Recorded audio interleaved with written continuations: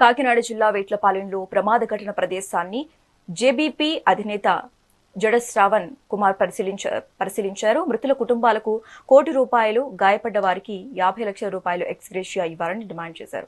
ఘటనకు బాధ్యులను చేస్తూ జిల్లా ఎస్పీ, కలెక్టర్లను సస్పెండ్ చేయాలన్నారు. రాష్ట్రంలో అనుమతులు లేకుండా నడుస్తున్న పరిశ్రమలు, బాణాసంచా కేంద్రాలపై చర్యలు తీసుకోవాలన్నారు.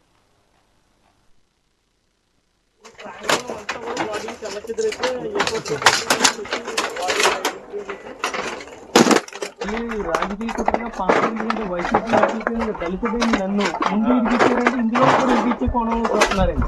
వాళ్ళందరూ కూడా మన అందరూ అందరూ కూడా సహాయకులుగా ఊరంతా కూడా వాళ్ళందరికీ సహాయం చేసేసారు.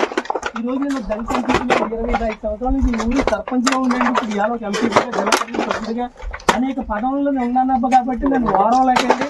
ఇవాళ వైసీపీ ఎంపీకి కూడా ఈ కుట్ర వెనకాల భాగం ఉందని చెప్పేసి ఆరోపణ చేసి పనిచేస్తున్నారు.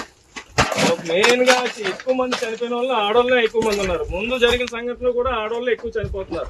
అసలు ఆడవాళ్ళని ఈ 5 రోజుల్లో